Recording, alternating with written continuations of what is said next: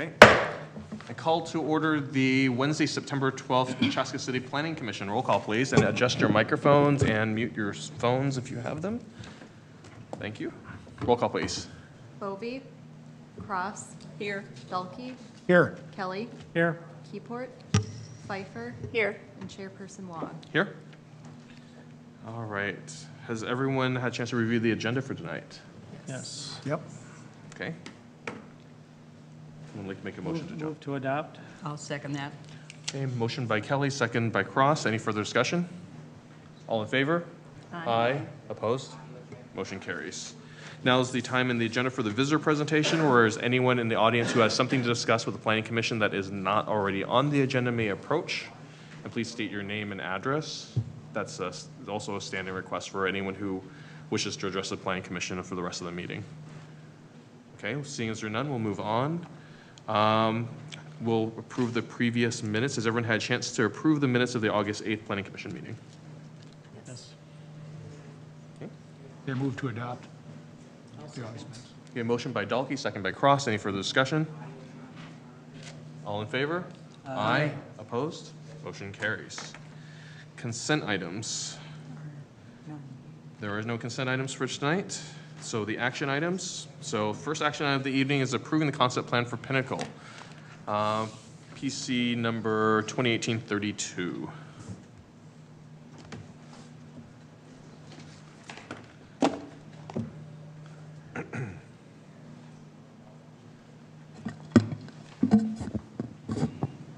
Thank you, members of the Planning Commission. We're looking at a concept plan request tonight for the Pinnacle residential development being proposed by Pulte Homes. So a couple aerials of exactly where this site is located. The site they're redeveloping tonight is on the Hammers property, which is highlighted in red on this aerial. The Hammers site is located north of downtown Chaska, north of the Fireman's Park area, south of Victoria Point residential development, just westerly of the Crown of Glory Church and westerly of Highway 41, and then bounded on the on its western side, but east of Creek Road as well. So to give you more of a zoomed-in perspective of where this is, again, it's the site. It's basically kind of the last open area surrounded by residential development and wooded bluffs around its edges to be developed off of Cardinal Street.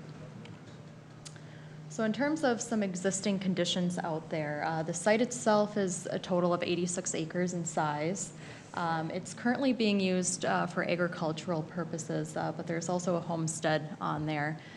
As well as several outbuildings utilized for farming and storage needs. So those outbuildings are pretty much located along kind of the Cardinal Street area right off of the frontage there. But there's also about 3 Quonset hut type buildings as well, kind of towards the southern tip of the site.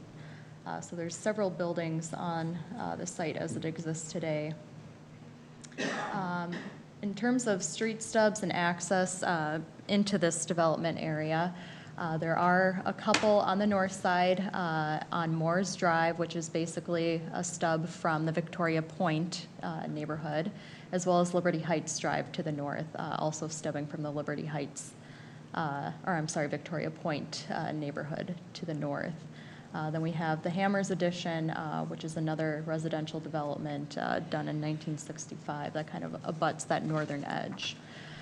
Cardinal Street is also an available access point for additional street frontage.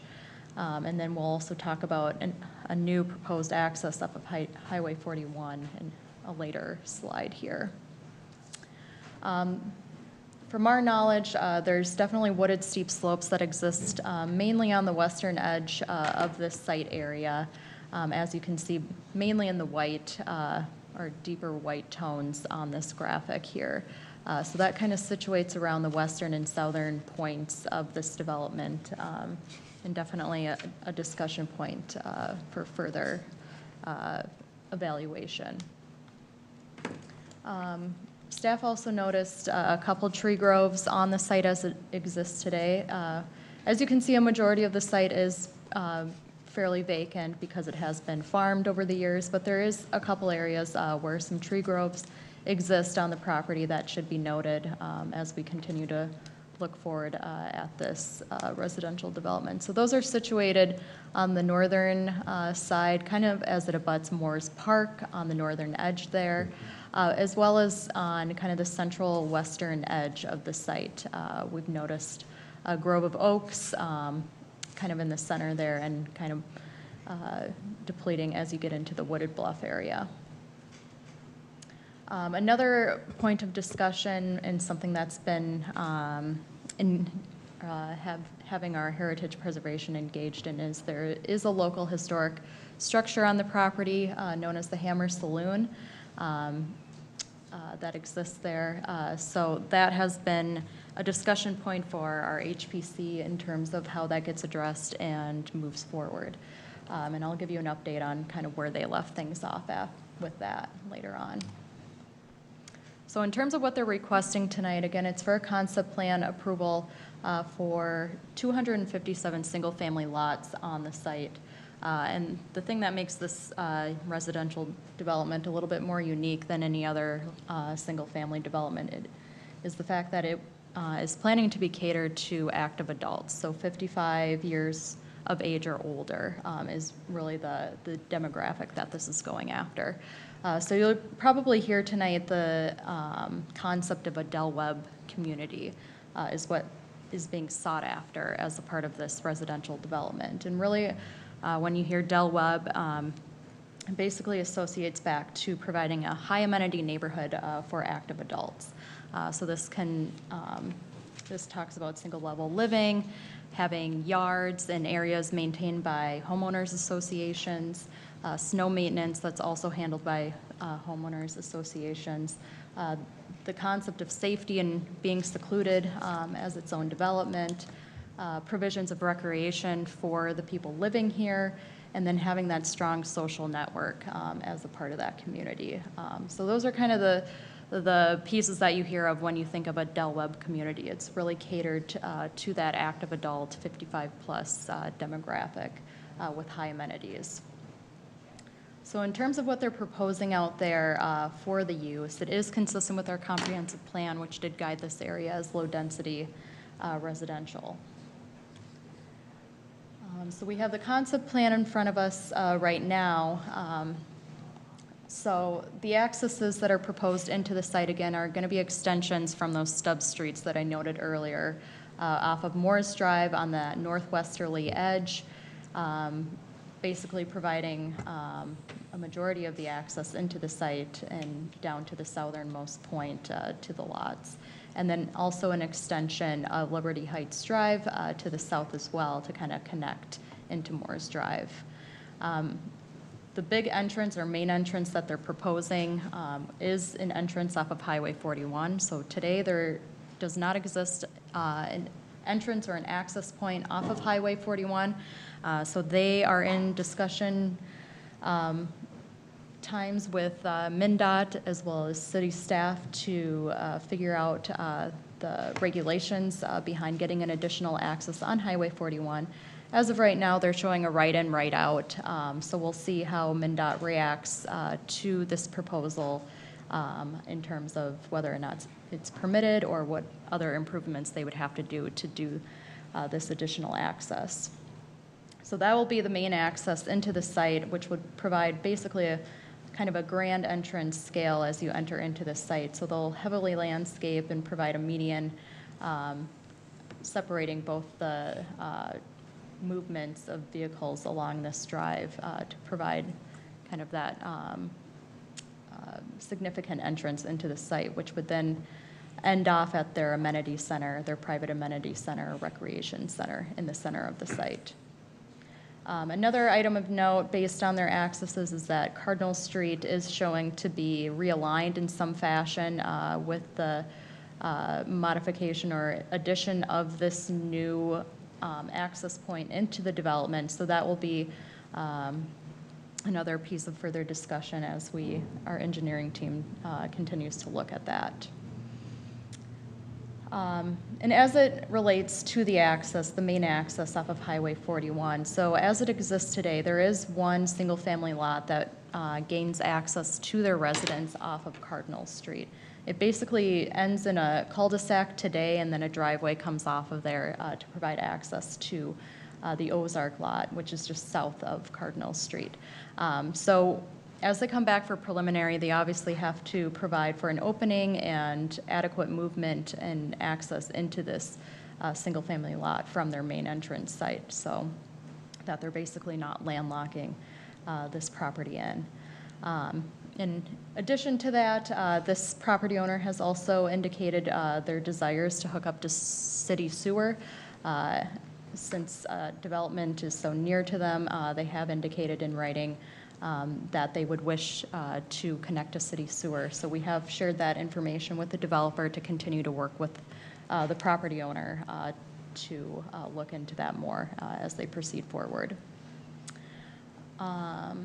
With this development, they are proposing 3 different home types or home sizes as a part of this 257 lot proposal, and those are broken down into 44-foot wide lots, 50-foot wide lots, and 60-foot wide lots.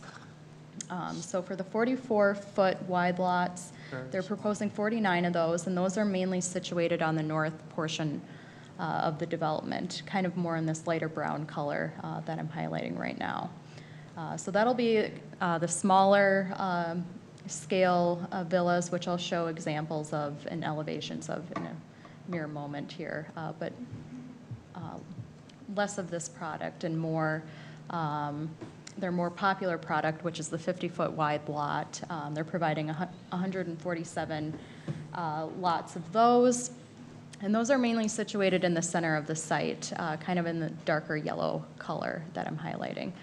So that's the main product. The developer has stated that's the more popular product desired by the demographic out here.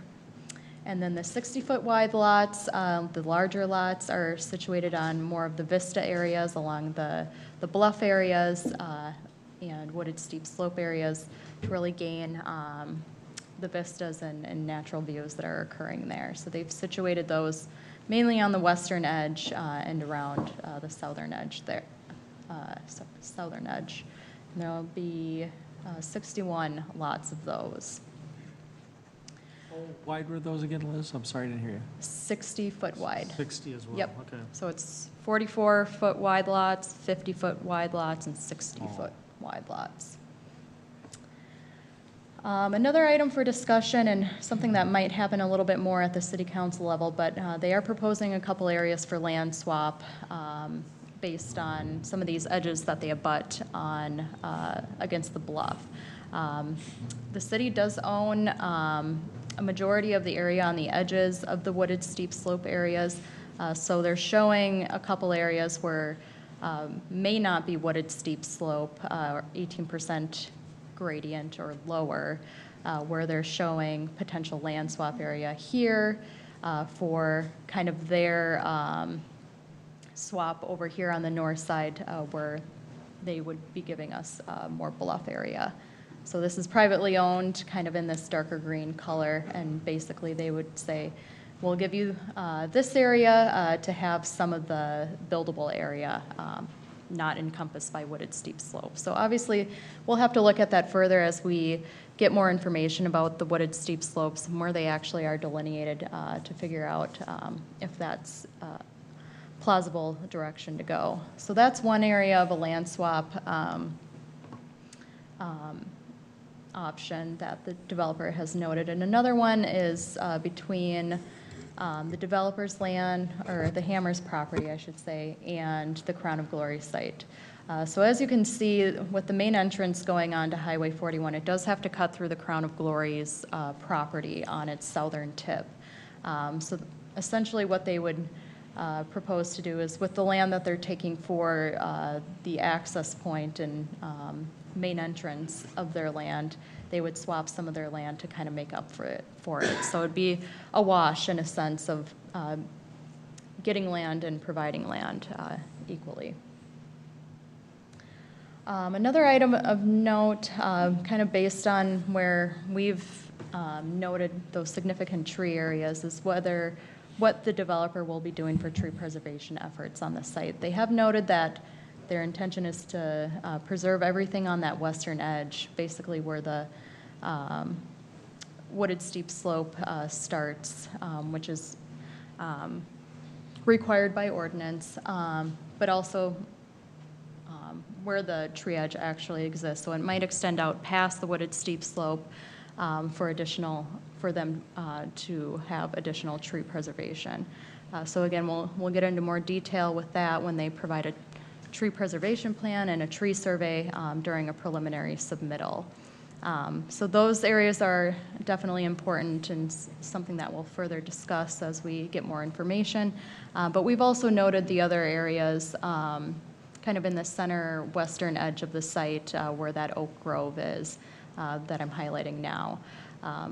This could potentially be on a wooded slope of 18%, so it could, by ordinance, already be protected. Obviously, once we get stakes out in the field and can determine that, we'll know for sure. But we've definitely noted this as a significant area of value on the site as it exists today. We try to focus in on those unique amenities of the site, especially when they're completely farmed and they still have kind of those pockets of amenities still left there. So we do note that as a significant area and something that we want the developer to further evaluate in terms of tree preservation efforts. So again, that's kind of that oak grove and then the scattering of oaks and other species that might be in this general area along the edge there. The other area was on the northern side. So as their proposal shows tonight, it's within the park area, so it would be saved. However, it could come up for discussion again based on kind of the park board comments that came back for what they're taking for park, which I'll get into right now.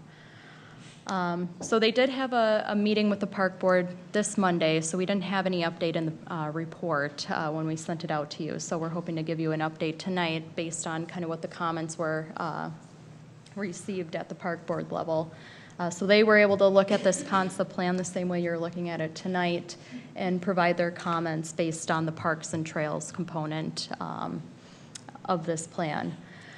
So in terms of the sidewalks and trails, so they've noted a couple areas where they definitely see benefit to what they're proposing, which is a trail access or connection point into Morris Park on that southern edge of Victoria Point and northern edge of Pinnacle, connecting into Morris Park. So they definitely see a benefit of adding that in. The developer is also showing the extension of that trail kind of along the eastern side of Moores Drive, or the extension of Moores Drive, down to the southern tip of the site, where they've basically shown a complete connection point into Veterans Park that connects into Fireman's Park area. So they've noted this as a definite benefit, but the connection down on the southern end does pose a safety concern because of an archery range that they have under construction right now in Veterans Park. It basically is at the tip of that southern edge. So their comments back was basically to eliminate this connection point right here. Don't provide it. It's too much of a concern and danger for people utilizing it. So, and plus the slope here is very steep. It's encompassed by some engineering tactics to help with erosion control and whatnot. So it didn't seem of benefit to connect all the way down to Veterans Park. It's an ideal situation to connect there, but given what's there in terms of the use and the slope, it just didn't weigh out as a benefit to connect down there. So they have commented that they would like to see that connection to be eliminated and basically end at the stormwater pond on that southern side. They've also commented that the connection point on the southern portion of the expansion park area is not necessary, and that they would rather see the connection point on the northern side where there's an opening right off of Liberty Heights Drive. Another point as it relates to trails is the developer is showing a connection point to Woodland Drive, which basically abuts the northern side of Mount Pleasant Cemetery. So I think their anticipation there was to basically provide that trail connection for people to pass through Woodland Drive to get back to the trail on Highway 41. But their consensus at the park board level is to basically eliminate that connection point. They don't want to encourage anyone to utilize Woodland Drive as a trail connection point. So instead, they've indicated to just wrap this back into the sidewalk and trail system inside the development. So this would basically just become a loop over on the southern area. In terms of the park component, so as you can see on the concept plan, there were two different areas that were proposed for public park dedication. So one was an expansion of Morris Park on the north side, which was consistent with our comprehensive plan to expand this park. However, at the time that, or the anticipation of expanding this park was based on the notion that the extension of this development would be your traditional single family. Now that it's changed to be catering to the active adult, they definitely don't see a need for this much park expansion space because of the demographic out there. So they were basing this off of having more families being incorporated into this development. But since that's not the case, they just didn't see a need for additional expansion of this park. It definitely serves the existing neighborhood to the north and east sides well as it is today. And then they proposed the public park area also on the south side as that extension down to Veterans Park. So with the elimination of that, it basically eliminates that public park dedication component. The only other item of note is our sidewalk provision that we require sidewalks on both sides of the street. So on their concept plan, they're only indicating that they're providing sidewalks on one side of the street, so we're just reinforcing that statement of our policy that we've implemented in newer residential subdivisions to incorporate sidewalks on both sides of the street. So I have a couple slides of the different or the varying lot sizes and the elevations that kind of come with that. So the first one is the 40-foot or 44-foot wide lots, which is a smaller product. These will be, with the setbacks applied, they'll be 34 feet wide homes. They will only be slab on grades. They will not have any basements for them. They'll range in size from 1,300 up to 1,700 square feet. They'll provide 2 bedrooms, 2-car garages, and they'll range from the high $200,000 to mid $300,000 in terms of value. The 50-foot wide lots, these will be 40-foot wide homes with the setbacks applied. The basements are an optional addition to these lots, so they could be slab-on grades or they could have basements. The buyer will have that option. These are going to range in size from approximately 1,600 square feet up to 1,900 square feet. They'll have 2 bedrooms with an option for a 3rd bedroom or bonus room. 2-car garages, and then they'll range in price from the mid $300,000s to the mid $400,000s. And then the larger product, the 60-foot wide lots, they'll be 50-foot wide homes. They will have basements. These will be roughly 2,000 square feet in size and more. They will provide 2 bedrooms with the option for the 3rd bedroom and bonus room. And these will have 3-car garages as opposed to 2-car garages for the smaller lots. And then these will range in price from high $300,000s to low $500,000. And then the anticipation here is that they are going to provide anti-monotony on these homes. So they have, these are only a couple of the numerous amount of elevations that they have provided to staff. So I apologize for not including that in your packet. But their intention is basically to provide anti-monotony on these villa homes, so they do have varying different elevations out there to try to achieve that. So several meetings have occurred up until this point that I just want to brief you on.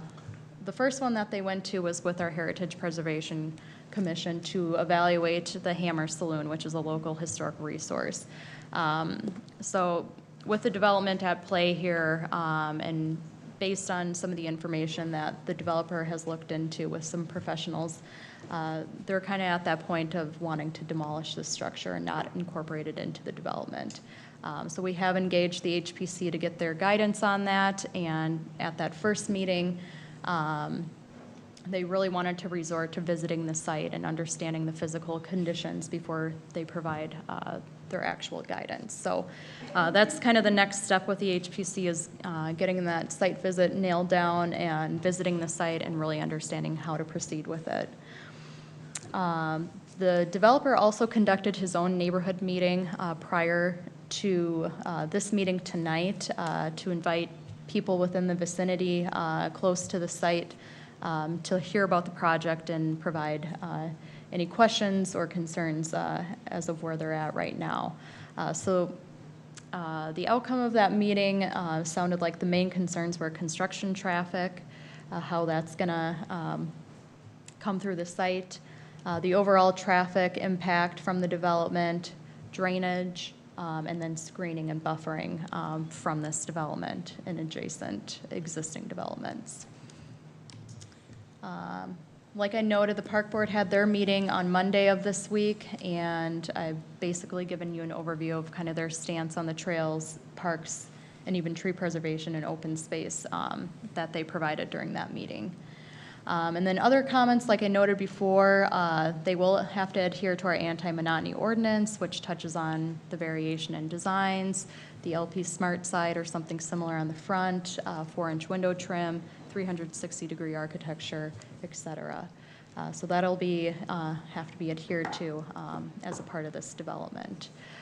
And lastly, due to the scale of what they're proposing, an EAW will definitely be required as a part of this and as they're moving forward. So that will be something that they'll have to prepare and put together and have completed by the time they come back for a preliminary submittal. So that kind of looks at the environmental impacts of the project and components such as traffic, archaeological pieces of the site, if there are any, and so forth. So that'll have to be prepared as a part of this request moving forward. So in conclusion, at a concept level, they've definitely provided us a good concept plan as of yet. They have some items that they need to work on and come back to us with some additional information, but we definitely feel like they're moving in the right direction.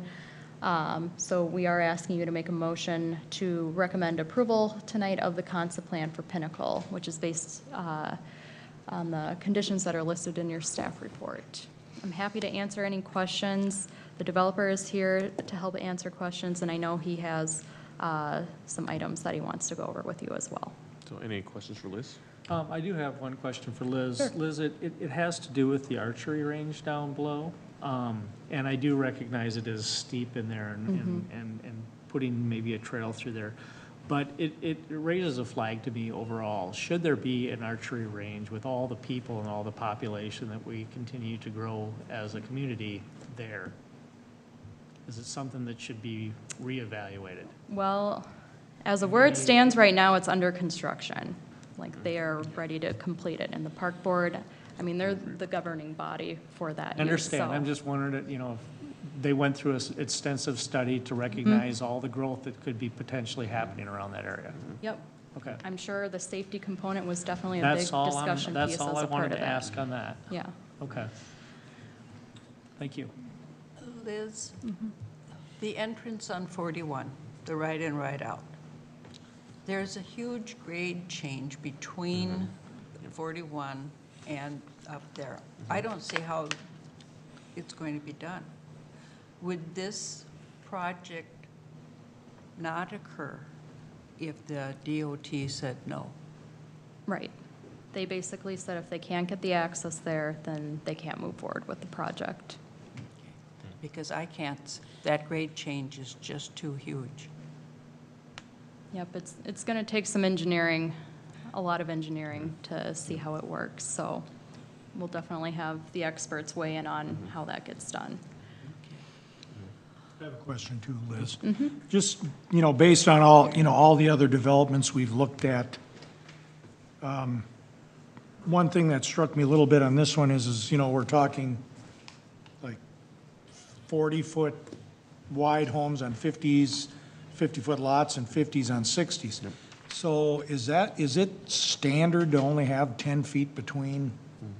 It's become standard. That has become standard? Yeah, 5 feet has become a pretty typical setback, especially in detached townhome villa type developments, yes. Okay. Question, Liz. So with the trail connection recommendation from Park Board to say, remove the trail connection to the south, if residents who are, let's say on the southern half of the property or the southern half of this proposed development wanted to, let's say, take a walk to Fireman's Park or to Veterans Park, how would they get there? If you can bring up the other map, that'd probably be helpful to illustrate. Yeah, and Just the for context. intention, with the elimination of this trail connection there, the intention would be for pedestrians to utilize the main entrance back onto Highway 41. So, basically you're asking a 55-plus population to say, let's have them walk all the way back out to the front, which is, by that point, at least maybe, I'm guessing, a half mile Yeah. or more, 3/4 of a mile, just to get back up there, and plus another 3/4 of a mile to get back down to the other side, almost like a mile and a half, 2 miles. Happen. Wow. That doesn't make a lot of sense I to sort me. of took it as they can't walk to the park. Yeah. I mean, that's just, Well, and then, so then you it's know. like, yeah, so let's get rid of the park, and then now you can't walk to the park. Okay, I'm just thinking out loud, but that seems kind of odd. Well, we're active adults, Mike. Well, how active are you? But you're more active than the average adult. So, okay, just some food for thought. Okay. And then, no, I'm done with my questions. Okay. I think Yep, Susan go has ahead. one. I have, we're talking 60-foot wide, but we're not really saying how deep, and some of them are very deep, but they butt up against the bluff, which means we have to have a 50-foot setback. So, I don't see how some of these lots are buildable that are really close to the bluff. And I absolutely insist on that 50 feet because I'm very well aware of this property and how erosion it is on that west side. I'm also a little bit concerned, they got an estimated wetland, and that will be looked at further. Yes, yes. At once upon a time, in a gully washer, you could have a full stream that you could see going through the cow pasture over to this ravine that is not, it is shown here, but it would basically flow down into that ravine when we had a really strong rain. And as I said, you could actually see a stream of water moving through the cow pasture, heading towards the ravine. Which I know. Which, brings up another little subject. This is just a minor little thing. People on Highland Drive on the south side were assessed for something that I don't know if it ever got built, and I think it was for some type of control of that water, because I was assessed for it. And I don't know what it was. It's a few years ago. Okay. Nothing was ever built that I know of. Okay. Answer for that. No, but- I really, it's just something to look into. Sure. Thank you. Any other questions? Something was assessed, it was built. If something was assessed, it was built. I don't know where. You I might do, not be I do aware of it, have but one more it was built. question. Liz, is there any plans to do anything with Cardinal Street other than to divert it a little bit and do a land swap in that area? Is it going to be a little wider? Is it, you know, there's a significant amount of traffic that's going to probably be going down that road too. Yeah, it will have to adhere to our 60-foot wide right-of-way standard with the new portion of it. So continuing that through. And another concern that I do want to, I'm sure you're aware of this, is there's a holding pond right about where that road goes through for Crown of Glory. That's one of the things that the county has been holding back some of their escrow money right now because of, they wanted to see some things completed with that. And Crown of Glory has been trying to get that completed, but now we've got a road going through there. So how is that going to handle the drainage area and the problems that we've got going with Crown of Glory, with their issues? Nope, that's a good point, and something our engineering team would definitely have to evaluate as a part of that new access over there, is how it affects stormwater ponding on the Crown of Because Glory they site. put a lot of money into getting that excavated too, so. Okay, one other question. So in the neighborhood meeting September 6th, there was a mention of the concerns of traffic, regular traffic, screening buffers, and drainage. What was what were the specific areas around screening that were of concern? I'll try to note all of them, but definitely have the developer chime in if necessary. But from my understanding, the screening efforts were needed on this northern edge, and really the edges that abut kind of the new villa development. Another area was noted on the townhomes on the north side that are off of Woodland Drive. Am I missing any? Two homes talked about it, and you identified. And what? And you identified. Oh, okay. So those were the main areas brought up.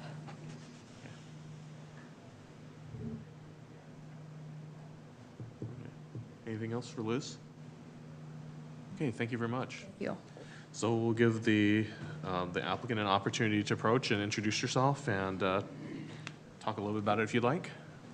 Good evening. I'm Paul Hoyer of Pulte Homes, 7500 Flying Cloud Drive, Suite 670, Eden Prairie, Minnesota, 55344. It's good to be here this evening. We've put a lot of work into this over about a year, so it's a big moment for us to finally get before the Planning Commission. With us tonight, we have Eric Padgett from our office.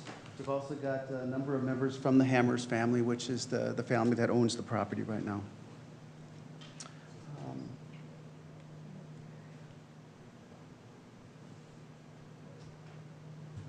Wrong button.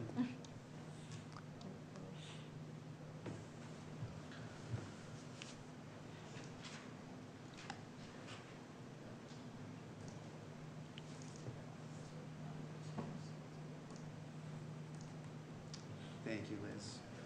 So what I'd like to do tonight is help you understand what thought process we go through when we came up with this site plan and this kind of use on this property. I think that's helpful for you to understand where we are today and how we got here. Also, I'd like to fill in just a couple gaps here from things I'd like to add from to Liz's presentation. I think add a little clarity.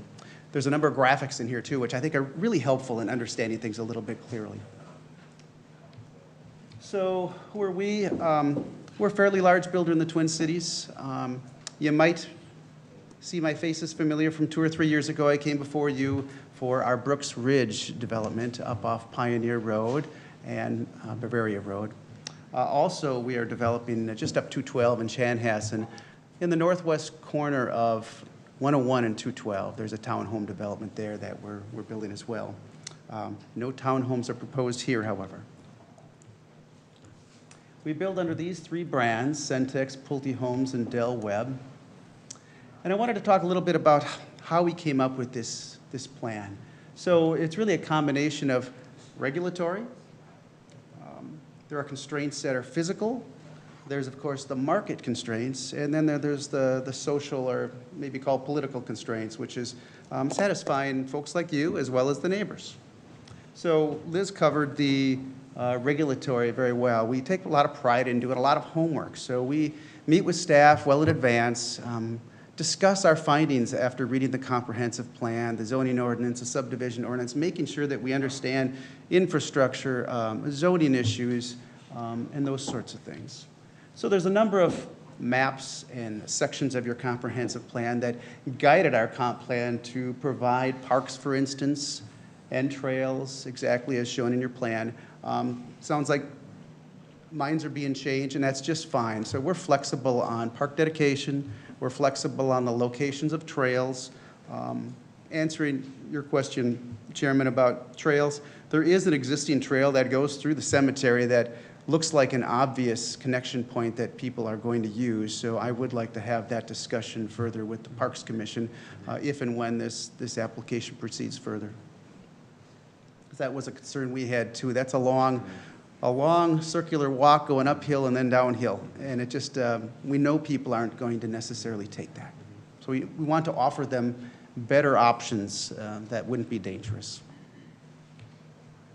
Then there's physical constraints. There are a number of bluffs, area circled here in red, we believe will be dedicated as bluff wetlands. We have not done a wetland delineation. We're at the stage here where we're really seeking feedback, and if we get positive feedback from you and the City Council, then we're willing to spend a lot of money to find out where the trees are, how big they are, what species, whether there's wetlands on the site, where do the bluffs start and begin.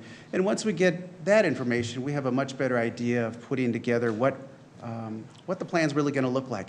We believe the concept plan, as shown tonight, is close, based on a lot of research that we did. But of course, until you actually do a survey and a wetland delineation, things are going to shift around a little bit.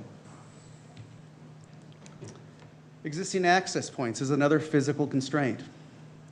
So when we did our homework, researched the market, researched the city's plans, met with city staff, we came up with a vision for the property.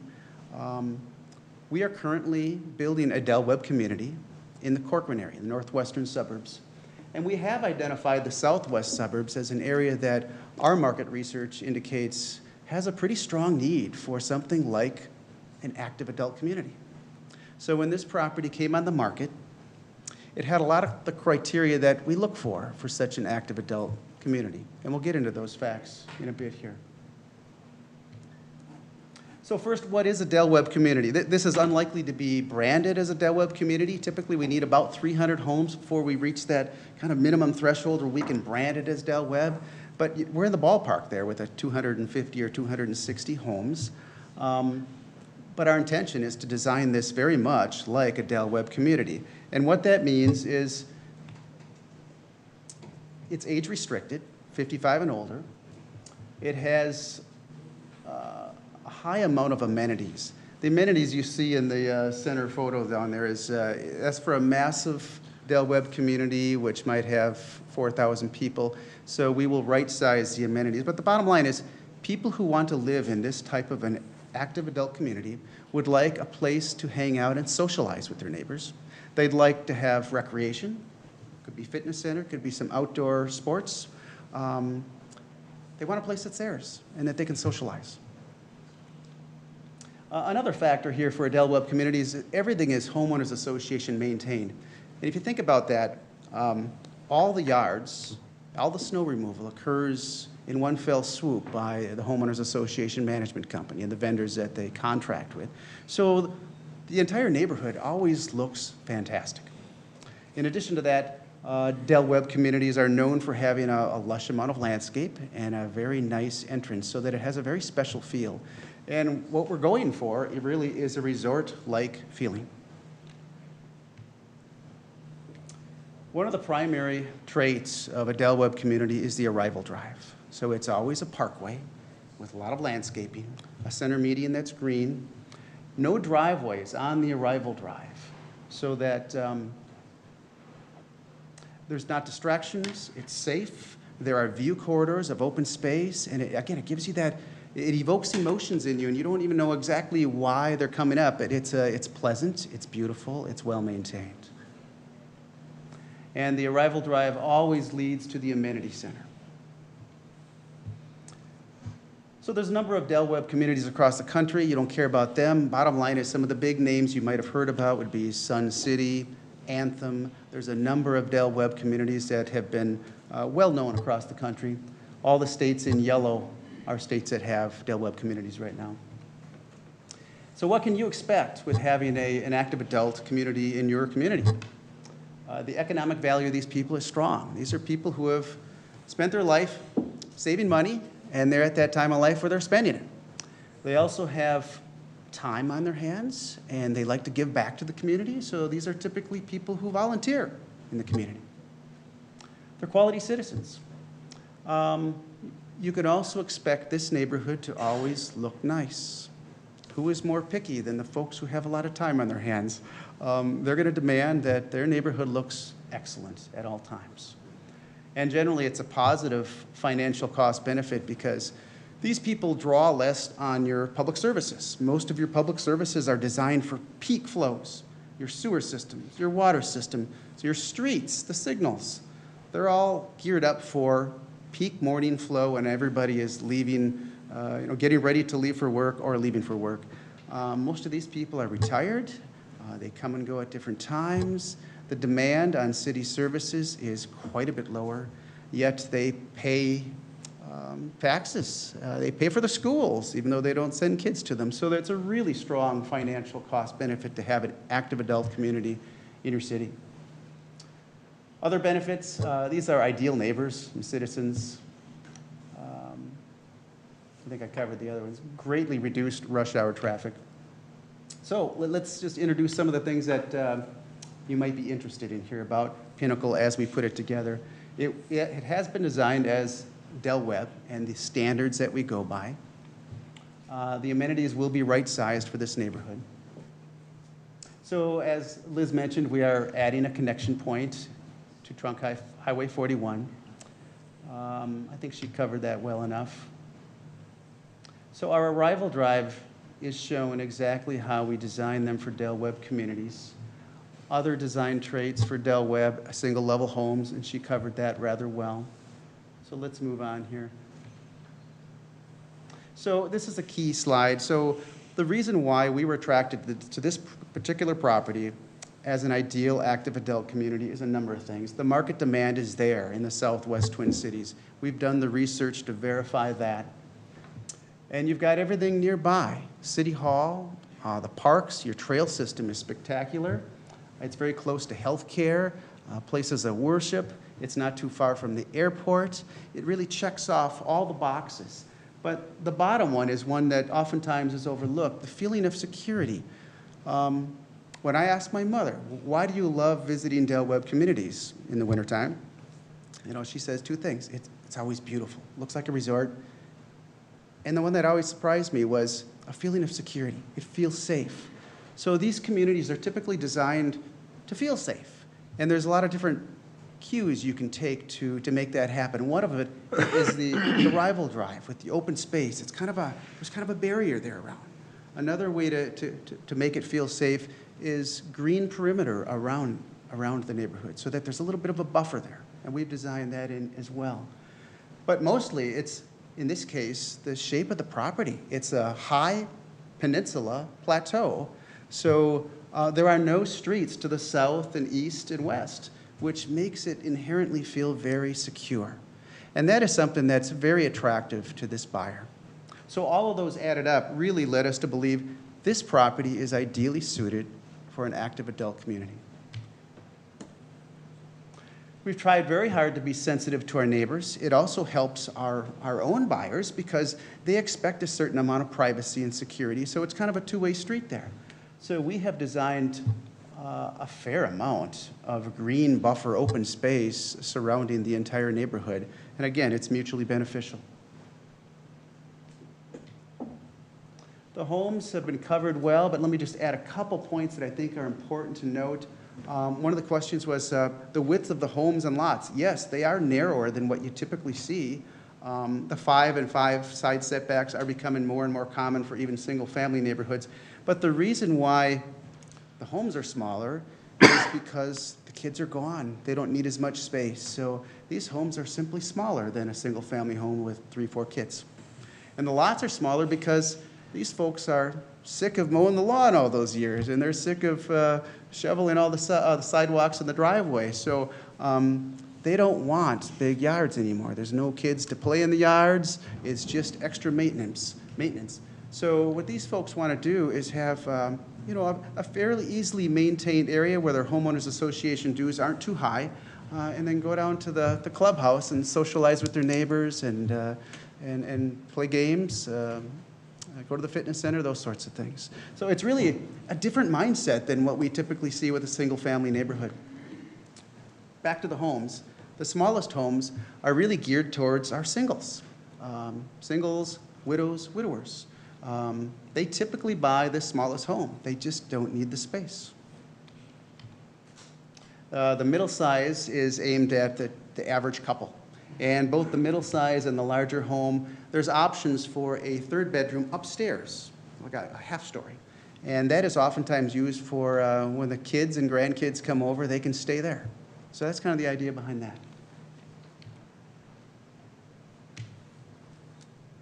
Amenities, if and when we move forward with this to the next step, we'll have to do a lot of research to determine exactly what amenities this customer is looking for here, to right size it. We know there'll be a building, a clubhouse of some sort. We know there'll be a pool. Beyond that, we have to do some homework to figure out what else would they find to be valuable here. And finally, I just have a couple slides that summarize the benefits to the city, because it's helpful for me, if this is a PRD, to tell you, this is what the city gets. We haven't really asked for anything in return yet, but except for approval, but this is where we need to start is, what do you get? And I know one of the goals of the city has been to maximize downtown spending. A vibrant downtown is really important to the city, and these are the folks that have, again, saved all their life, and they've got the time to spend their money now. Number 2, minimize the burden on public services. I covered that. More activity in Fireman's Park and Veterans Park, and for that matter, the trails across the city and other parks. Highly sought after, active adult community. People get pretty enthusiastic about these sorts of neighborhoods I won't go into the details, but we get a lot of calls, a lot of interest. People get pretty excited. 5, providing your residents the opportunity to stay in Chaska. There isn't a lot of this type of neighborhood in the Twin Cities, so oftentimes people have to move from other cities to get here, or your own residents might have to move out of the city to find what they're looking for. Our goal is for them to be able to stay here. 6, the connection to 41 will improve the transportation network up in that area.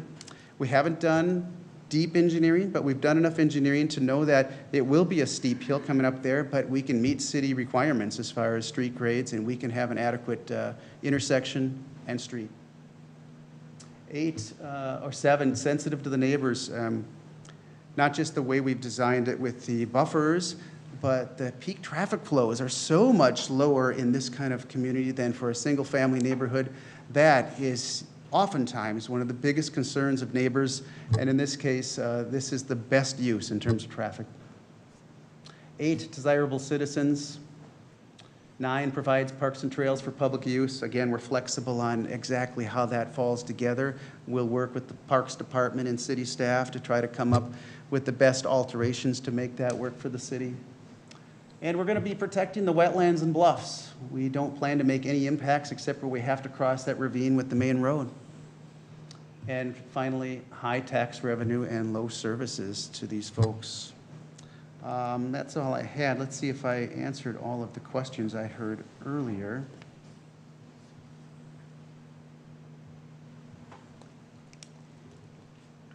I think we covered them all. I'd be happy to answer any questions. So any questions from Mr. Boyer? I was wondering, with the Moores Park expansion they talked about, it was said that there isn't such a need for that with this particular demographic. And I'm just wondering, is that really the case that, you know, seniors and maybe seniors with grandkids or whatever, it's just not going to be utilized a lot? It seems odd to me because I would think that with time on your hands, you might spend more time in a park, but I don't know, so. Yeah, you know, I shouldn't speak for your Parks Department and Parks Commission. I can't say.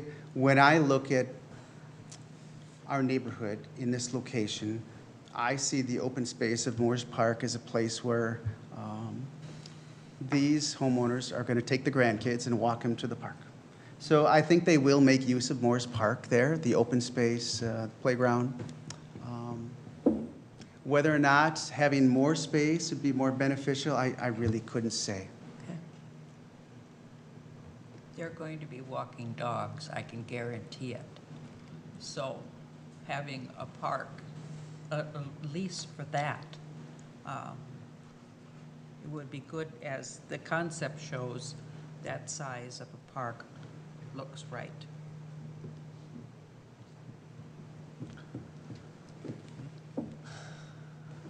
Question for you. You showed some beautiful pictures of the Dell web concept, but I'm not really seeing all that grassland with all the beautiful park amenities that you have here. I have a question in regards to your clubhouse or whatever your community home or area that you've got there. Is that also going to incorporate a storm shelter for the people that do not have basements and a place for them to go? Typically, no. Oh, So for the folks who are buying the middle size or the larger house, larger houses will have basements. The middle size house, it's an option. There are more and more of bolt-on storm shelters that people are putting in their garages, but it's really a choice. that's something I think you guys should really seriously consider. I know some communities that are like this up in Sartell, and that's one of the biggest problems they've got. The reason they didn't have a storm shelter is because of all the granite in the ground. You don't have that problem here. So, and then I also have a question for you in regards to the Henry Hammer Farm and Saloon. Understanding that you guys would like to see that decommissioned. And I understand that there's going to be, the Heritage Preservation is going to go out and review that site and make a recommendation. I think it would be sad that would be decommissioned, just from my perspective, and not maybe looked at, put it in a different place in the site, and utilized.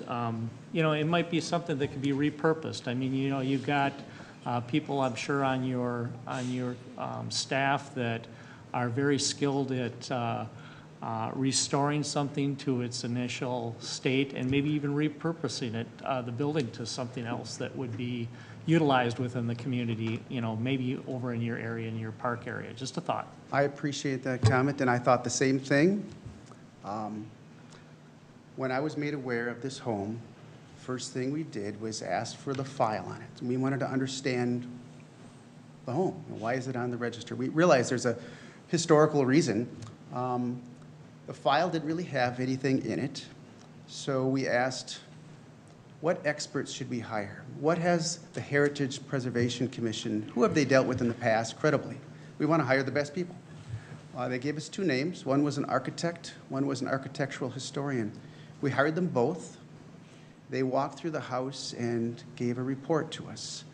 And the report basically says the house has been altered so dramatically that the historic value is gone, and structurally it is very severely compromised. Yes. The architectural historian used to be the outreach coordinator for the Minnesota Historical Society. These are very credible people. We're not just blindly going in and saying, let's demolish the house, it's in the way. We've gone through the right steps, hired the right people, and found that a survey was never done for the property until now. I believe the house would never have been on the register if a survey would have been done at that time. I'm not blaming anybody. Maybe that's how you create registries. I have no idea. We're outside of my domain. But we have new information now, and it's very strong, and it's very real. We can't ignore it.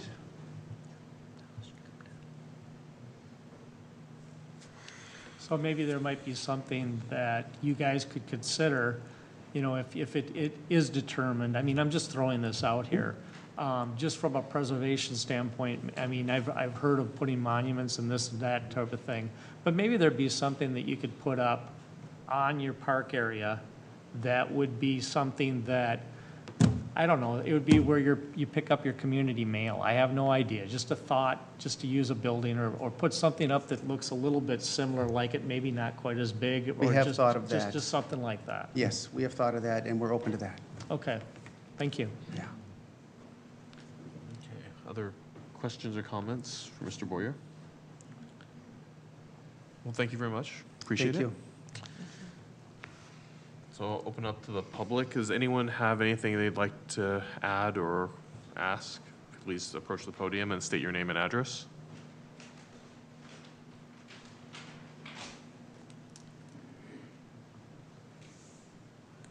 Hi, my name is Stephanie Groth, and I'm at 3550 Creek Road. And so obviously on the Creek Road, we're very concerned about our bluffs. And I just wanted to follow up with what Commissioner Cross had mentioned as far as respecting that space at the top of the bluff, because looking at this visually, I'm not sure if I see that. Obviously, there is additional information that we need, and I just want to make sure that we keep that considered. So specifically, it's about erosion. Erosion, yes, primarily because things come down, and they come down very fast. Mm-hmm. And if we take away some of those trees and things that are up there, yeah, we've seen it in the past, so. That's all. Thank you. Cool, thank you.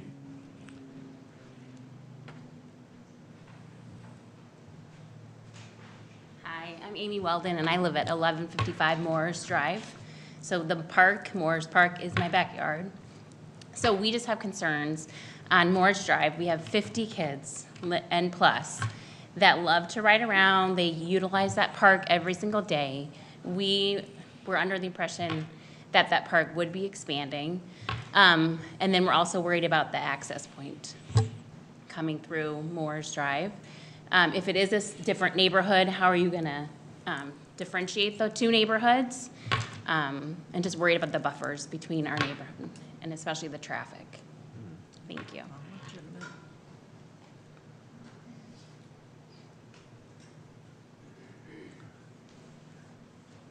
Anyone else? Hi, I'm Steve Tinker. I live at 3764 Tolero Curve in Chaska. Also the council president for Crown of Glory Church.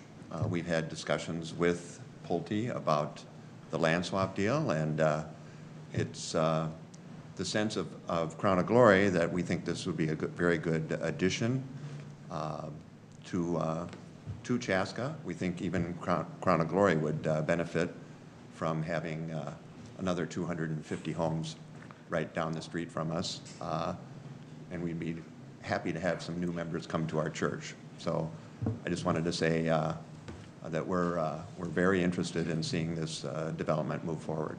Thank you. Thank you.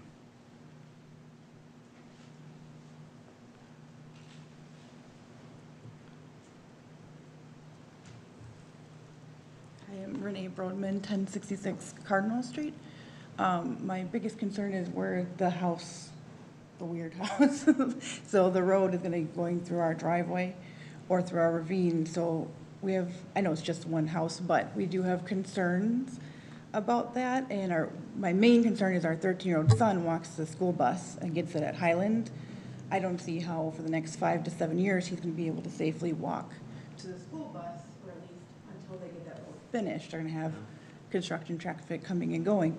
We have no other way ourselves to come and go too. So I'm just worried about how we're going to have access, what's going to happen to our driveway, because our driveway is technically city-owned. So we're just kind of a little island. So that's our concern. I just don't know how we can get more info and more, what our options are, I guess. Okay, thank you.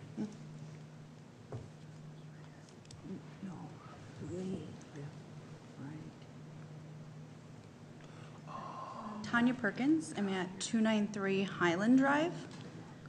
Our main concern is the buffering around our home because we will be affected the most. It appears to be about 8 to 9 homes surrounding us on 2 sides.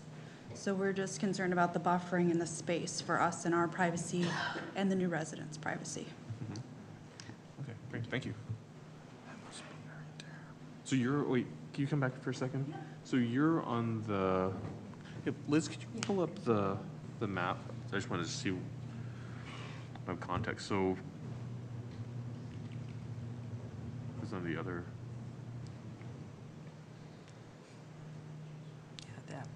That one, yeah. So I see Highland Drive is straight Yeah, across the so top Highland there. Drive, we're the house right here. Okay. So Yep. we have 5 houses here, 2 to 3 houses behind us. Yep. Right. Yep. Okay, cool, thank you. That's what I figured. Okay. That one right there. My name is Laura DeVries, and I live at 994 Walnut Court. It's a weird little road just before the cemetery, and we're at the top of the dead end. But just above us, there's the water tower and another structure, and there's a pretty bad road that the city actually utilizes quite a bit to go to that big cell phone tower. So I'm just wondering how that space will be affected. Okay. The space where the road comes up to, There's that big cell phone tower, yep, you point out where the cell phone tower is. and there's like a water tower Oh, area. okay, that one there, okay. They're like older buildings, but I don't know if That's where we had that Verizon edition like the year and a half or two ago, right? Yeah. So you drive straight in from Cardinal Street and you come up, or no? Come No, you off come from the 41. opposite side, okay. Yeah, Okay, 41 entrance right it's there. only 4 houses. okay. Great, thank you. And so you're concerned about how it affects that, okay. Okay. Anyone else? So let's kind of go through the list here. I want to make sure at least we kind of talk through the concerns raised by citizens here. Okay, so erosion along the Bluff Line. Who'd like to address that? Mr. Boyer, would you like to talk through your strategy for mitigating erosion along the Bluff Line? Yeah, the city has ordinances, not to say we wouldn't preserve the bluffs anyway, but the city has an ordinance where we cannot disturb the bluffs. So the bluffs, especially on the southwest side, are pretty wooded. We cannot disturb them. There's also setbacks for the homes, and there's an area that you cannot disturb. So for instance, there might be I think it's a 30-foot distance from the top of bluff that can't even really be touched or mowed or anything.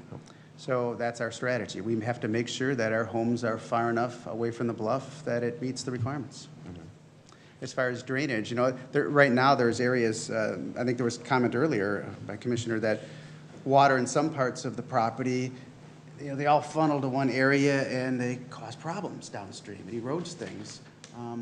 Once it's developed, we'll be able to catch the water in many different locations with catch basins and funnel it into ponds. So we can control the water better. So I don't know, we haven't done any engineering, but I wouldn't be surprised if there are some areas where right now water gets funneled to some of these bluff areas and might be causing some erosion. I hate to say we improve the situation, but in some cases we very well could by controlling that water. Okay, and then next question was the expanded park, and this one's kind of an interesting one because Park Board recommended that, it sounded like Park Board recommended not having the park because there wasn't necessarily a need for it, but it sounds like there may be mixed feelings about that across the board, right? So, what's your position on it? We're okay with whatever the city decides. So that's kind of an interesting question. Maybe we'll have to come back to that one a little later because then there's a question of well, Park Board may have an opinion, but what if Planning Commission says we'd rather have it, right? I mean, Right. what happens there? What's that? I'm So sorry. what if Park Board says they don't really want a park, but then we said, well, this is a great amenity, we should probably have one, Who's we? Planning Commission. Planning Commission. That's really outside your authority. Right, so we can, so what if, so basically if. That's why we have a park Right, board. right. Well, so from a perspective of the Park Board, right, they'll say we don't want to park. So the applicant would basically come back to the table and say, we'll have to scale it back without that park, and that's whatever we're left with is what we're left with. We have to let the HPC do their work Yep, in terms exactly. of the historic structure. Yep. We have to let the park board do their work in terms of parks Yep. and trails. Yeah. And we really deal with the land use piece. Yeah, so in if they this say case- they want a park, a bigger park, they want the whole thing to be a park, then we'll deal with what that means for the property. So this may be one of those opportunities where even though we don't have the jurisdiction on saying we want it there, we could potentially put it a clear message to park board saying we believe that you guys need to look at having a park there or reconsider that. Or even just look into this demographic and what their park use is, and, you know, Right. what that would add to park use in addition to all those children that the person stepped forward and talked about, just so that I think they're doing their job. Yeah, I mean, I think this effectively, I don't disagree with the fact that that's what their job is, but I think that, you know, we could effectively send the message that, you know, this is our position on it, but they still overrule whatever our position is from that perspective, right? They effectively have that final. Sure. If Right. I would just We- be sensitive about that in both Sure. directions if you want them Yep. to tell you how to do zoning. Yeah, it's a slippery slope. Yeah, I totally get that. So, yes. Okay. That said, okay, so the park is, that's one that one I would suggest the residents, if they have a strong opinion about that, take it up with park board. Exactly. Yep. So if you believe the park should be larger, go to park board and lobby for that. Likewise, the same with the trails too. That's also something for, I'd say, park board. It's kind of an interesting one because it's lobbying for people who don't live there yet, which is the challenge. The buffers, so the buffers are an issue for a couple of residents, and I think we want to talk about those a little bit more, if you could expand on that a bit. Yeah, so we did our best to create buffers. There are some locations where we are required to connect to existing city streets, and there's really no flexibility in those areas. We must connect to those streets. So, you know, we can fine tune some things, but we feel that we've done an extraordinary job here of providing buffers. It doesn't mean everybody who lives adjacent to the neighborhood is going to have a big buffer. There are opportunities in some areas, there isn't opportunities in other areas. Okay. So that means from the perspective, and I think specifically the ones that were of issue were the house that's on that, on Highland Drive. right? 293 Highland, with the 8 or 9 homes that are surrounding them, Yep. that one, yeah. And I would suspect that the issues related to that are going to be around construction noise and, you know, during the construction phase, because effectively it'll be just a bare lot. And then, you know, whatever the homeowner chooses to do there, that's, you know, the homeowner's decision, obviously.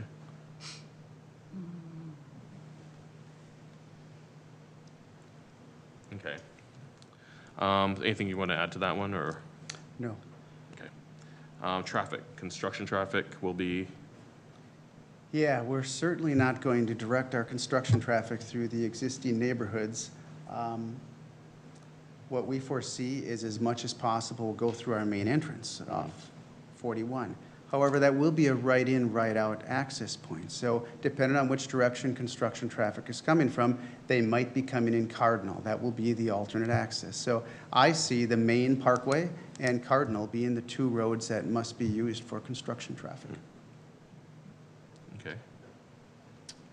And then there was the road and, so there was the driveway and road construction for that home, that single home to the southeast there. Yeah, and I think a couple of these people have reached out to me in the past, and I urge you to do that again in the future. I wasn't aware of the bus stop location, but what I can say is this. Let me find the right graphic here. Here we go. So there is a home to the south in this photo. And right now, their driveway, as she mentioned, is mostly within city right-of-way because it's an old remnant right-of-way that street connections were cut off at some point in the past. So when we realign Cardinal Street on the north side of the parkway, we're going to have to retain access from the south driveway to the parkway. And what I'm foreseeing is there'll be what we call a cut through the center median of the parkway to allow these folks to get out, to take a left if they want to, or take a right. So from an access standpoint, it's very easy for us to accommodate that home. I'm less familiar with the bus stop issue. It sounded like the bus stop was to the north, so her son would have to walk. And we'd have to work through that. I just don't have a good answer for that tonight. It's the first time I've heard that. Okay.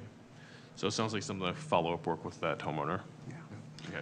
There are there or are there not any sidewalks going along Cardinal Street? I can't remember. No. There are not today, okay. Okay. And then I think the last one was the one that, the cell phone tower and the access around that neighborhood there. Yeah. So this shows it pretty well. So it's hard to see here, but there's an existing property owned by the city with a water tower on it. And on the water tower, I think is cell towers as well. I'm not as familiar with the access, the city access. I believe it comes in off of, is that right? Woodland, Yes, yeah. it comes off Woodland. Yep. So that won't be disturbed with what we're doing. That will stay as it is, unless the city has other plans separate from this development. I am aware of the fact that, from talking to another neighbor in the townhome neighborhood, that I think a lot of water currently gets funneled down to the townhomes and does cause some erosion. And that's one of those cases where, again, we haven't done the engineering, but I'm betting that we'll be able to intercept that water, direct it to ponds, and control that, and lessen the problem, is my guess. Yeah, because a lot of these issues are things that we'll have to look at when you come back with a preliminary. Yes. So, you know, there's a lot of engineering work to be done. This is still very concept at this point. That's right. Yep. Okay, any other questions or comments for Mr. Boyer? Okay, thank you. Okay, we'll bring it back to the Planning Commission. Thoughts, discussion? Well, this, in the, whatever it's been now, 4 years or whatever, I've been on the Planning Commission, this is one of the most extensive and intricate concept plans we've ever seen. Yeah. This is very well done, if you ask me, for a concept plan. Totally agree. I like the idea of bringing this demographic to the downtown area, the benefit of not having as much of the traffic during peak hours, and people that are going to help support our thriving downtown area. I think it's a very exciting opportunity for Chaska.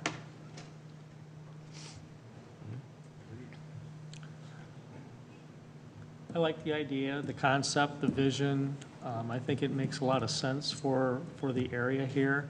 However, I do have one huge concern about the density of the lots. We've got an awful lot of stuff packed into one area.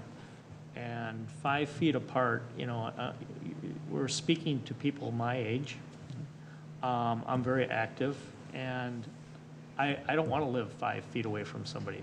I feel that the homes are a little bit too close. Wait, is 10 on 10's the 10-foot 10 setback? 5 feet on each but side. I don't want to listen to the neighbor's TV, so it's just a little bit close for me. Just a thought. By the time they get the sidewalks in there, I mean, there's just going to be they're going to have to revisit this later on, I feel. I wonder Well, though if it that's has an appeal to a person that might not be you. I mean, I think of my mother-in-law, and she lives in something somewhat like this, It and is a villa-type neighborhood. yeah, they're That's very, why I mean, asked they, that question early on, you know, too. go over in their bathrobes and, you know, play cards with each other and stuff. It's just a different lifestyle that I think I mean, I think you probably know, but that there is a market for, it might not be my thing, but there's a market for people who are fine with 5 feet on each side. Ross, you have anything? Since I'm on a slab and 2-bedroom type house, but I have a full-size lot or a smaller lot. I understand the need for it because there wasn't anything when I went looking 6 years ago. What my concern is, when you start having that tight, okay, so what happens with your air conditioner that's in the back that you, or whatever in the back, needs some service and you have 5 feet? And, you know, I realize air conditioners are much lighter than they used to be, and they're not as big as a house anymore. But it strikes me that there might be some service issues with that close of stuff. But again, if your air conditioner's on your side and you're only 10 feet off of your driveway, that might work out. As I say, I feel there is a need for this type situation. I'm a little worried about how small the backyards are going to be for purposes of people who want to have their deck out there, want to have their gathering out there, and then you are with those larger homes that are on the edge. I worry about them kind of creeping closer and closer to the edge. And I do mean that because I used to walk that area. I used to live on Highland Drive. I'm very much aware of the woods and the erosion and so forth. The one thing that I think is absolutely fabulous about this is that you are having a company that are going to maintain things, and you're not going to, hopefully, have them throwing stuff over the edge that our current people do when they do yard work. Hopefully, all your brush will go away with your companies. So I'm comfortable with this if they can get this engineering down right to have access to 41, but that still is my biggest question. I don't think you're going to get it. But I will vote for it because it basically is supplying a need that we have.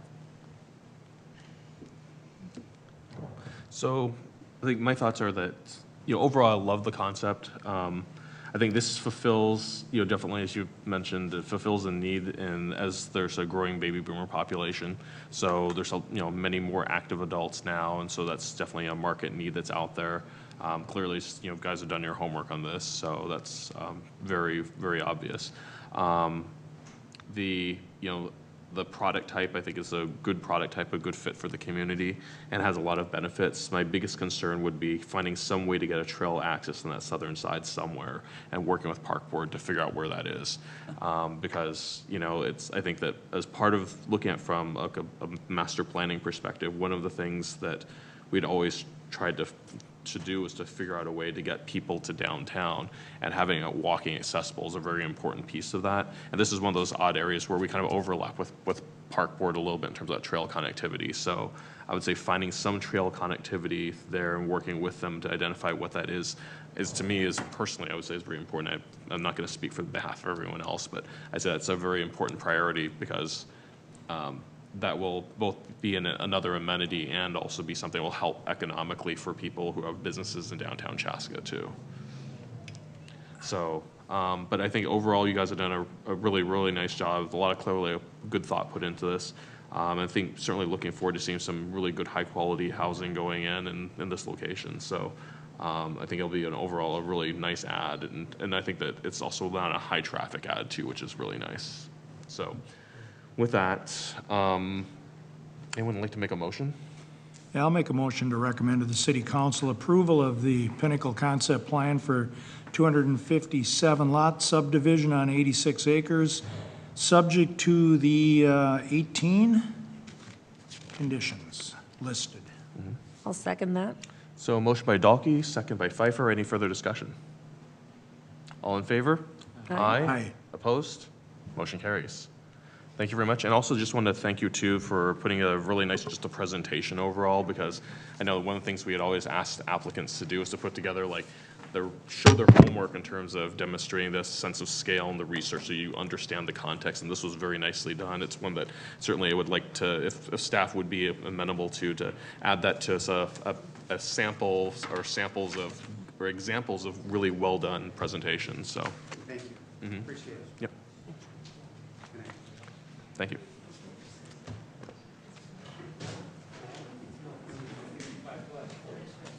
Okay, so moving on. So this meeting, unlike last month's meeting, is a little bit shorter. Yeah. I'm in favor. Motion? So has everyone had a chance to review the meeting minutes of the previous meetings? Yes. Which would include the July 16th. Excuse me, we're trying to finish the meeting here, guys. Yep. We'll just. Excuse me. Yeah. Okay. So everyone had a chance to review the minutes of the July 16th, July 30th, and August 6th City Council meetings, and receive the minutes of and review the minutes of the August 13th Park Board meeting. Yes. So do we have a motion to? Other business. Oh, yeah, sorry, it's other business. So has everyone had a chance to review it? We've done that. We don't have to, we have to receive it. Yep, there's no motion there. Yeah. I hate, it's just such a weird thing to have, and it's just, there's no motion to it, yeah. Because we've been doing it for the past 50 years. So let's go around the horn. Last other business. Commissioner Kelly. I was going to run for city council mayor of Carver because I'm going to be moving. But I found out that I have to live in the community for 30 days, so I couldn't run this time. So our house isn't going to be ready until sometime in the 1st of November. So sometime in the interim, I will be exiting this position. So, but I'll keep you guys abreast as how that goes. Thank you. Good luck. Yeah, good luck. I went to the curling night in America. Stole It my was thunder. really excellent. It was super fun. We got pictures and the whole deal, and I hope everybody tunes in and watches that when it comes. I think it's going to be on in October. Yep. No spoilers. I won't tell you what I saw. Yep. It starts at 12th. A lot of brooms Whatever that Friday Yeah. night is there. and stones. We should have like a viewing party at the Crooked Pine or something. They probably No, will be. I'm sure there will Yeah. Yeah, I think that'll take care of itself. Yeah. We could do a big screen or be. something. It's like beer and curling. That's a pretty tough combination to. Ice cold. It's been thought of. Anything else? Nope, that's it. Okay. Two things, unfortunately. As part of the operations committee at the Arboretum, I got privy to the county's thoughts on Lyman Boulevard. And the thought of having 41 closed for a month next year just really, really hurt, in the sense that I just don't understand the concept of a roundabout there with the great big trucks. And the thought that the great big trucks are going to have to turn on 82nd, there's a light, but For the ones on the south, they're going to have to turn on PV, no light.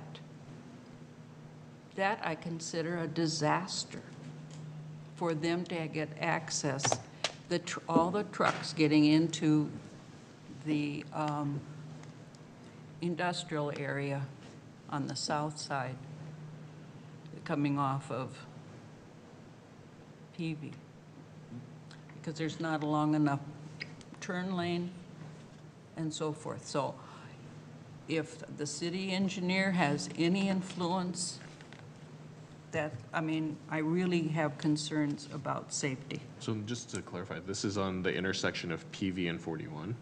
No. No, Lyman and Lyman and 41. 41, where their light is, they're going to close that, and they're going to close Lyman, and so the trucks will have to come into the south area, and they will have to come 82nd for the north area. And then I assume they can get to the west. I don't know. I mean, but it is a major concern. There is not an alternative for the companies on the west side of 41 and Lyman. Like Life Corps and... Yes, there is no detour. Michael's, Yes. So anyway, I'm hoping that something will come, just as I realize we have no control, as an information to this, because it does affect how this city works in that sense. And the other little tad bit concerning that I have is the conservation easement. It was the big deal last month. We do need to put some verbiage in the conservation easement requirements or actions or whatever about non-native invasives. And there are going to be more non-native invasives in the future, since the state has a eradication requirement for buckthorn. Our new easements already include that language. They have included that. Right. Anything that, any invasive species, noxious species as identified by the state are exempted out of that. Okay. They still have to tell us what they're going to do, but they already have built-in approvals as part of our new easements. Okay, good, because that was absolutely the contention really last month. Yeah. Yeah, I mean, the old ones don't, but the new ones, they all include that language because of those issues specifically. So last month's fell under the old easements. Correct. Regulations, And also easements we didn't write. Yeah. And so. Yeah.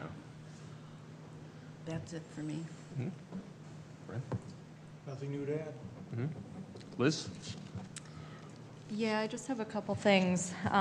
Just want to reiterate that we're having an open house tomorrow, a public open house for the 2040 Comprehensive Plan, to give updates on our land use and parks and trails section of the comp plan.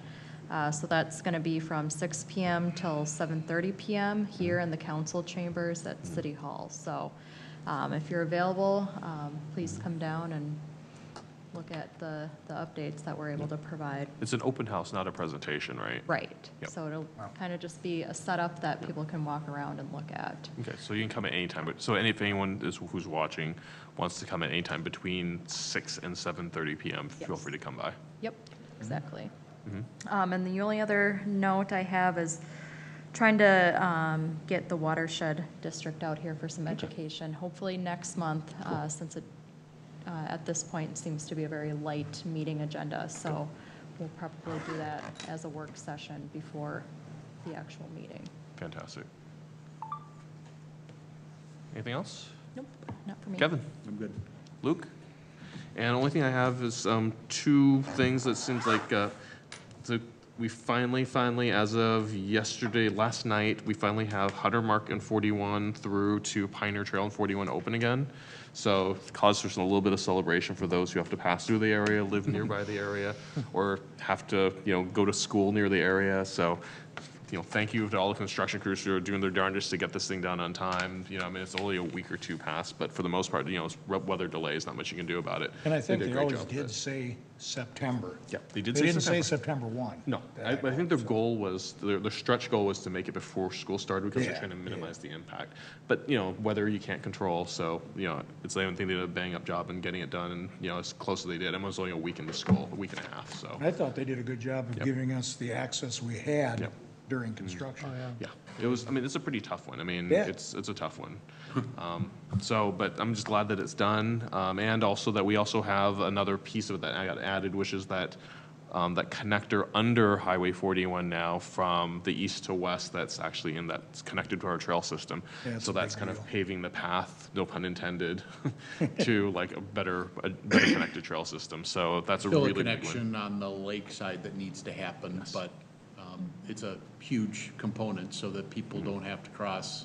It gives people another chance not to have to cross at grade, Yeah, that's huge. which is good for the community. We have two currently down at the river where you can cross 41 at the ravine by the schools, and then this will be at the north edge, which will allow people, up in that area to move east-west a little bit easier rather than if you've ever crossed 41 up in that area, it is a challenge as a pedestrian. Is it So- just a dirt? No, it's paved. No, it's paved. It's an underpass. No, I mean what needs to connect No, up? it's a little piece of the lake sticks in there. We need to buy a bridge and put it in. So if you had a rope swing, if you had a rope swing, you could get from one side to the other, but Right now it's a until we get that. biathlon across. Nice. Right now, it's just a cul-de-sac. It was a nice vantage point, basically, yeah. You can put a fishing dock out there for the meantime. So I'm finally glad that that's done, glad that it's finally done, since I actually happen to live nearby the area. And then, the other thing that I know for those of us in Chaska, it's not necessarily in our community, but it's in our backyard, so to speak, is that the construction on 41 and 169 has started, or going to start shortly, is now they've had their official groundbreaking. So that'll be an interesting add because that should streamline some of the traffic to the south from 169, and that will be interesting because it'll be like one of the first, and not the first, because I think there's one in Vadnais Heights or Woodbury or something. It'll be one of the first. What's it? They call it converging or inverted diamond intersections. Yeah. Inverted diamond, right? Converge. Converged diamonds, yeah. So it'll be, if you haven't looked at that as a traffic span, if you're even vaguely a traffic geek or engineering geek, it's actually a fascinating study on how to manage traffic flow really safely. So it's actually pretty interesting. Really, really cool stuff though. So excited for that to, actually I'm excited for that to just be finished because living through that construction isn't gonna be fun. So, but that's all I've got. As soon as we're done with that, then we start downtown. One more project. Cool. Anything else? I'd like to move we adjourn. I'll second it. All in favor? Aye. Opposed? It's today. Meeting adjourned. Great.